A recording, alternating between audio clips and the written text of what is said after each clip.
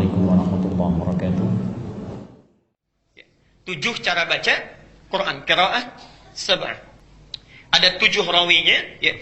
7 pembaca Qurannya, kemudian setiap rawi memiliki 2 qari, ya, 2 orang pembacanya. Nah, jangan dikira baca Quran itu satu model, tidak. Ya. Cara baca Quran itu nanti ada 7 berdasarkan 7 dialeknya, cara bacanya. Ya. Misal, kita baca wadduha pakai A. Wadduha wal-laili idza saja ma wadda'aka rabbuka wa ma qala. Ya. Itu qiraat Hafs. Yang baca Hafs dari Asim. Satu jenis model qiraat. Ya. Kalau kita mau baca misalnya dengan suku yang nggak bisa A, bisanya pakai E, maka turun riwayat yang kedua. Disampaikan oleh Hamzah, punya 2 murid namanya Khalaf dan Khallad. Atau bahkan nanti muridnya Imam Nafi' namanya Warash. Dia baca pakai E. Wadduhi wal-laili idza saja ma wadda'aka rabbuka wa ma qala walal-akhiratu khairul laka minal ula.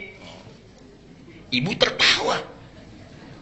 Tapi kalau kita bacakan dengan A pada yang komunitas lisannya dengan E, mereka tertawa. Saya pernah bacakan itu, ya, begitu datang mushaf dari Indonesia, kami mengajar saat di Tripoli, ya, saat mengajarkan wadduha itu cekikikan tertawa. Kok begitu ya katanya bacanya? Karena mereka nggak biasa, ya, masya Allah. Nah, ayat yang dibaca tetap sama, yarhamukallah. Ya. Ayat yang dibaca tetap sama, maknanya sama, cuma cara bacanya beda. Contoh, maafkan saya, contoh saja, tidak bermaksud membedakan, tapi untuk menampilkan keunikan. Ada orang Medan di sini. Nah, sepeda, dibilang apa biasanya? Sepeda. Ya. Antara sepeda dengan sepeda, bendanya sama nggak? Sama, cuma lisan cara bacanya mungkin yang berbeda satu sama lain. Ya, pengaruh lingkungan, ya, pengaruh tipologi geografisnya dan sebagainya. Ada di antara mereka, tadi saya sampaikan, nggak bisa baca sin. Bilang sin nggak bisa, bisanya pakai sod, ya.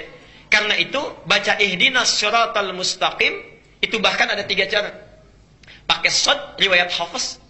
Ihdinas siratal mustaqim, kan? Ada bisa pakai sin riwayat Qalun. Ihdinas siratal mustaqim. Bahkan ada yang tidak bisa pakai sin, tidak bisa pakai sad, pakai zai bisanya. Ada riwayat Qunbul, muridnya Ibnu Katsir. Ihdinas siratal mustaqim, pakai zai, ya. Jadi ada cara bacanya, semuanya sama cara bacanya, ya. Jadi tidak ada yang keliru, diturunkan berdasarkan dialek orang Arab sehingga memudahkan untuk membacanya. Kita yang di sini pakai riwayat Hafs, ya.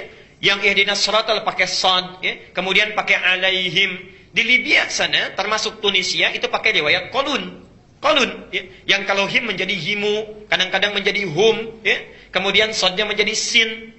Jelas sampai di sini? Ibnu Katsir yang punya tafsir Ibnu Katsir itu bacanya pakai riwayatnya lain, sinnya pakai zai. Ihdinas siratal mustaqim, pakai zai. Masya Allah, ya.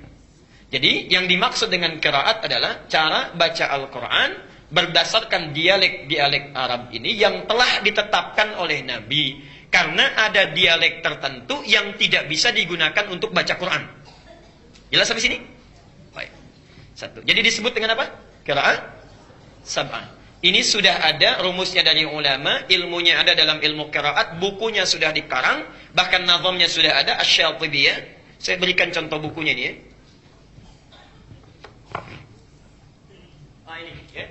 Ini contoh bukunya. Yang qiraah sab'ah dari Al-Fatihah sampai dengan An-Nas, ya. Bagaimana cara bacanya? Nanti ada yang sama, ada yang beda cara bacanya.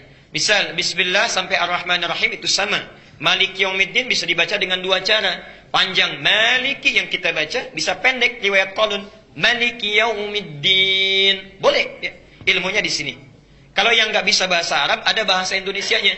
Sudah diterjemahkan Nazam Syatibiyah karangan Mohsin Ali. Itu 2 jilid, pengajar di PT IKI, warnanya hijau.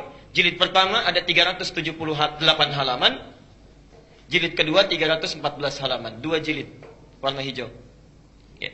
Jadi kalau mau belajar ilmu qiraat silakan. Ini yang dasar. Kalau nanti sudah mahir ini tambah 3 yang masyhur. Yang 7 ini boleh dipakai dalam sholat, ya, boleh. Ya. Tapi dipakai sesuai dengan keumuman lahjahnya. Kalau di Indonesia umumnya pakai hafaz, maka jangan coba-coba pakai yang lain. Bisa rame nanti. Ya, bisa rame. Saya ngimamin misalnya kemudian pakai riwayat Warsh. Wadduhi wal-laili idza saja ma wadda'aka rabbuka wa ma qala. Ini kayaknya orang Betawi nih ustaznya nih. Betawi aja nggak gitu-gitu banget ya. Jamaah bisa bubar. Ya.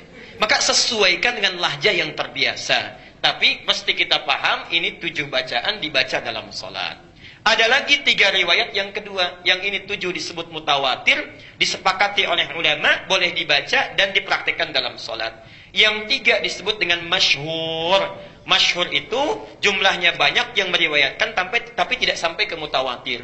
Boleh dibaca dalam bacaan Quran. Tapi tidak boleh dibaca dalam sholat. Tambah yang 4 lagi namanya qiraah syadzah. Syadzah itu qiraah tafsir. Bacaan tafsir. Nggak boleh dibaca dalam sholat. Tidak boleh dibaca dalam Al-Quran, tapi boleh dimaknai dalam tafsir. Jadi jumlah keseluruhan itu ada 14 qiraat. 7 yang disepakati dibaca dalam solat, 3 hanya baca Quran saja nggak dibaca dalam solat, dan yang 4 itu qiraah tafsir. Jelas sampai sini? Itulah qiraat. Nah, dalam rangka membaca Quran, baik menggunakan 7 qiraat memilih salah satunya, semua diikat oleh satu hukum Al-Quran, warattilil Qur'ana tartila, mesti dibaca dengan tartil. Mau pakai riwayatnya Hafiz, mau pakai riwayatnya Warsh, Qalun, atau Al-Bazzi, atau yang lain sebagainya, semua bacaan itu mesti tartil. Tartil sesuai hukum bacaan. Jadi madnya nggak boleh beda. Ada mad arid disukun, bisa 2, bisa 4, bisa 6. Ya? Ada makhrajnya, ada sifatnya. Kalau mau baca lewat riwayat apapun, setiap yang baca mesti tartil. Dari tartil inilah muncul ilmu. Saya agak cepat. Bagaimana supaya bacaan Qurannya benar? Kata Quran mesti tartil. Ya. Supaya tartil muncul ilmu. Namanya tajwid. Ya. Namanya apa? Tajwid. Ya. Jadi belajar Quran supaya tartil ini mesti belajar tajwid. Di tajwid itu dijelaskan sifatnya. Dari mulai hukumnya, dari mulai hurufnya, makhrajnya, sifatnya, dan sebagainya. Ya. Kita belajar di sana. Jadi kalau Bapak Ibu mau baca Quran mesti belajar apa dulu? Tajwid dulu, ya. Nah, orang yang belajar ilmu tajwid, baca Qurannya benar, ya, pasti dari setiap bacaannya itu akan melahirkan irama-irama yang khusus. Nggak mungkin nggak berirama, pasti ada iramanya. Pasti ada iramanya. Ya. Saya beri contoh misalnya ya, kita Al-Fatihah saja, Al-Fatihah yang ringan, baik yang pakai bismillah dijaharkan atau disirkan. Bismillahirrahmanirrahim. Alhamdulillahi Rabbil Alamin. Ya, baik, pasti ada iramanya. Panjangnya, pendeknya, mad tabi'i cuma 2 harakat. Ya, panjangnya sekian, iramanya sekian. Mad arid disukun pilih bisa 2, bisa 4, bisa 6. Kalau 2 itu pendek namanya qiraah hadr, yang cepat sesuai tajwid. Kalau menengah itu bisa 4 harakat. Kalau panjang tiwal sampai 6 harakat boleh. Alhamdulillahi Rabbil Alamin. 6 harakat. Ar-Rahmanir-Rahim. Misal, ya. Boleh, pasti ada irama. Setiap yang baca Quran sesuai dengan tajwid akan melahirkan irama yang bermacam-macam sesuai dengan hukumnya. Yang paling luar biasa, perhatikan sini. Irama yang muncul saat baca qiraat ini, subhanallah, adalah irama yang sangat khusus yang memiliki karakter sesuai dengan pembacanya dan sesuai dengan latar belakangnya. Ini yang paling luar biasa. Jadi Anda akan menemukan satu-satunya bacaan yang dibaca dengan irama yang khusus, walaupun satu daerah, itu cuma Quran. Cuma Quran. Contoh, orang Jawa dengan orang Palembang dengan orang Sunda. Lain kan kalau baca Quran? Baca Qurannya akan lain. Gak usah pakai lagu, akan muncul lagu dengan sendirinya. Kalau panjang pendeknya betul akan keluar. Orang tua dulu dengan yang sekarang itu akan lain. Orang Cina baca Quran dengan orang Jepang akan lain. Akan lain nadanya, tapi tajwidnya semua sama. Jangankan mereka, sama-sama orang Arab saja, lagunya bisa beda. Iramanya bisa lain. Alhamdulillahi Rabbil Alamin. Misal, Alhamdulillahi Rabbil Alamin. Sudah lain lagi.